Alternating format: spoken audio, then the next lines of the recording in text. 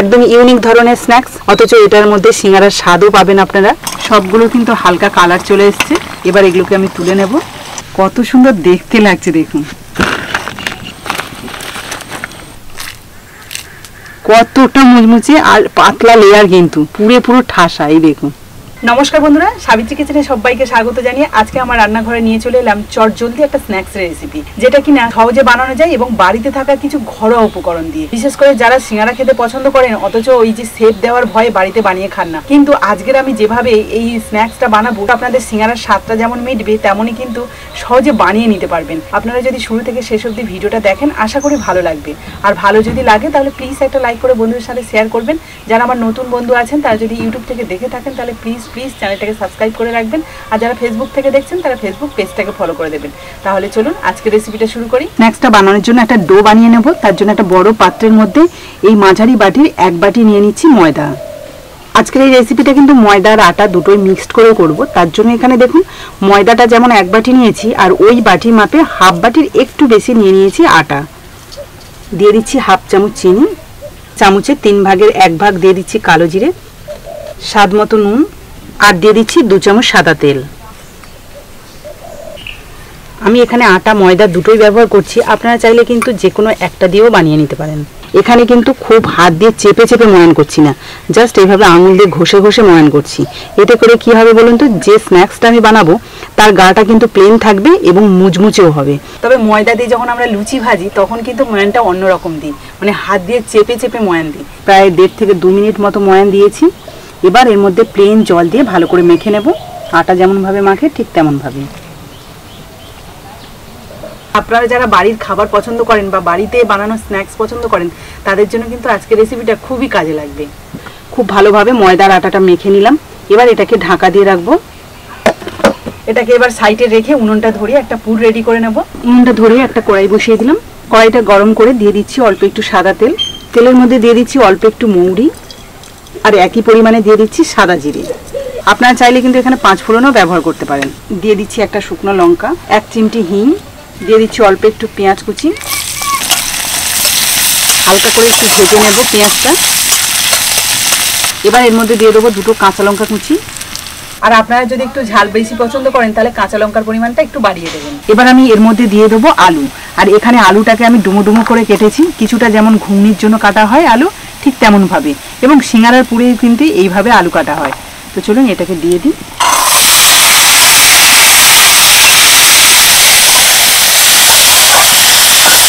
দিয়ে দিচ্ছি স্বাদ মতো নুন, হলুদ গুঁড়ো। এখানে লঙ্কার গুঁড়ো আর ব্যবহার করলাম না, যেহেতু আমি কাঁচা লঙ্কা ব্যবহার করেছি।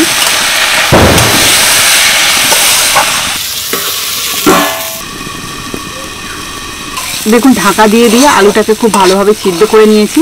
এবার আমি এর মধ্যে দিয়ে দেবো থেঁতো করে রাখা আদা রসুন 1 চামচ। এটা কিন্তু তেলের মধ্যে দিলাম না, একদম শেষের দিকে দিলাম। এতে করে কিন্তু ফ্লেভারটা খুব সুন্দর আসে এই পুরে। আর তার সাথে দিয়ে দিচ্ছি অল্প একটু ভাজা বাদাম, সেটাকে টুকরো টুকরো করে নিয়েছি। সব কিছু মিশিয়ে নেব। তবে আলুগুলো এখানে কিন্তু সিদ্ধ হয়েছে ঠিকই, কিন্তু গোটা গোটা আছে। তার জন্য আমি এখানে এই যে গ্লাস নিয়েছি, এই স্টিলের গ্লাসের পিছনটা দিয়ে এইভাবে একটু চেপে নেব, তাহলে কিন্তু পুরটা একদম পারফেক্টভাবে রেডি হয়ে যাবে। এবার এর মধ্যে দিয়ে দিচ্ছি অল্প একটু গরম মশলার গুঁড়ো। আপনারা চাইলে কিন্তু ভাজা জিরের গুঁড়োও ব্যবহার করতে পারেন। এবার এটাকে একটা পাত্রে তুলে নেব।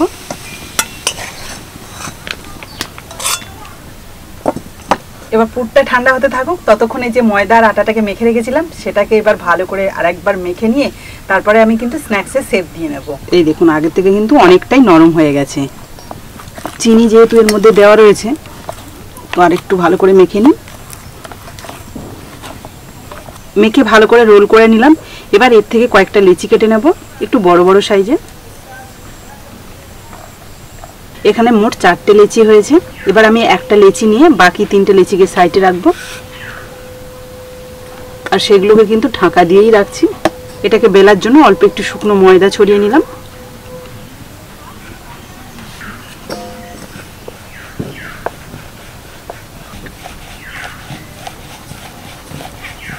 দেখুন যেমনভাবে আমরা রুটি বেলি ঠিক তেমনভাবেই বেলে নিয়েছি, আর থিকনেসটা কিন্তু তেমনই রেখেছি।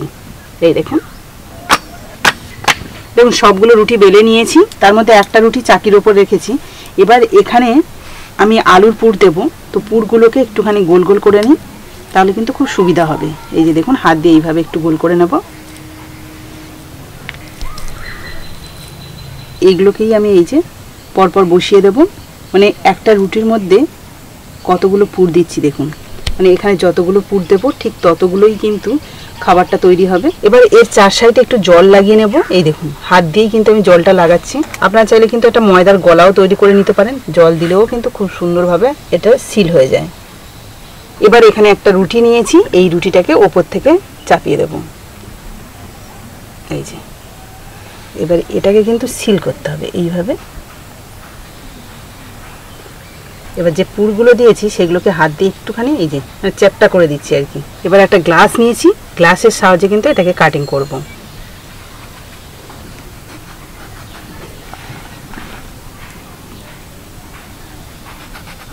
এবার এটাকে একটা কাঁটা চামচের সাহায্যে আপনার পছন্দ মতো এইভাবে একটু ডিজাইন করে দিন। দেওয়া হয়ে গেল। এবার এটাকে তুলে নেব। তুলে নিয়ে আপনারা কিন্তু এভাবেও রাখতে পারেন, তবে হ্যাঁ এটাকে যদি আরো একটু সুন্দর করতে চান তাহলে কিন্তু এভাবে মুড়ে নিতে পারেন। এই যে এদিক থেকে একবার মুড়ে দিলেন, এদিক থেকে একবার মুড়ে দিলেন, দেখুন কতটা সুন্দর লাগছে। একদম ইউনিক ধরনের স্ন্যাক্স, অথচ এটার মধ্যে সিঙ্গারার স্বাদও পাবেন আপনারা। তো বন্ধুরা দেখুন এখানে কিন্তু সবগুলো স্ন্যাক্সের শেপ দিয়ে নিয়েছি। তো চলুন এবার আমি এগুলোকে তেলে ভেজে নিই। দেখুন তেলটাকে কিন্তু আমি মিডিয়াম গরম করেছি। এগুলো কিন্তু খুব বেশি গরম তেলে ভাজা যাবে না।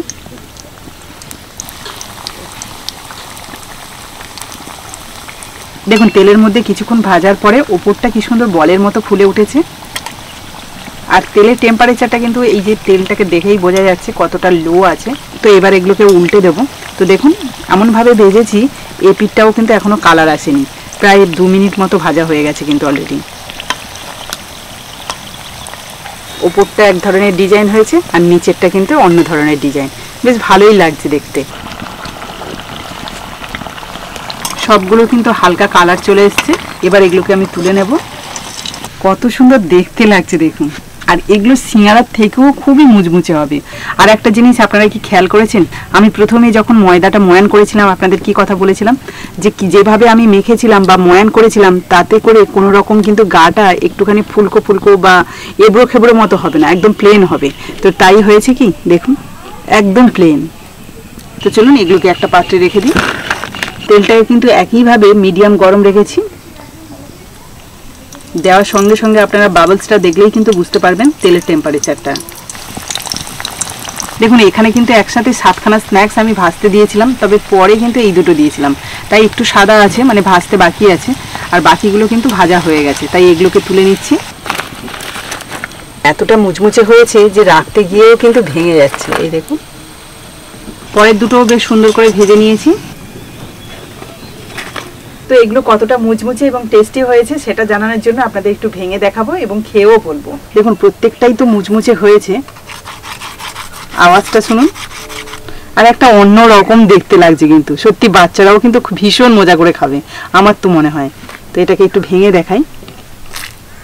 দেখতে পাচ্ছেন কতটা মুচমুচে আর পাতলা লেয়ার, কিন্তু যে লেয়ারটা আছে সেটা কিন্তু অনেকটাই পাতলা, আর ভেতরে দেখুন পুরো পুরে ঠাসা রয়েছে। আরও একটা নিয়ে নিয়েছি, আপনাদের আরও একটা ভেঙে দেখাই কতটা মুচমুচে। দেখুন হাত দিয়ে প্রেস করতে হচ্ছে না, ভেঙে যাচ্ছে আর পুরে পুরো ঠাসা। এই দেখুন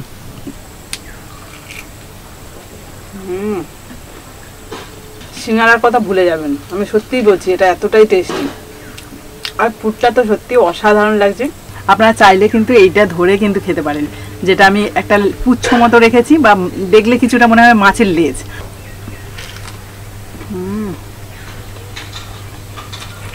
দারুণ স্বাদ, সত্যি বলছি। বাইরে থেকে খাবার না কিনে বাড়িতে যদি চটজলদি কোনো টিফিন বা স্ন্যাক্স জাতীয় খাবার খাওয়া যায় বা বানানো যায় তাহলে তো সত্যিই ভীষণ ভালো লাগবে।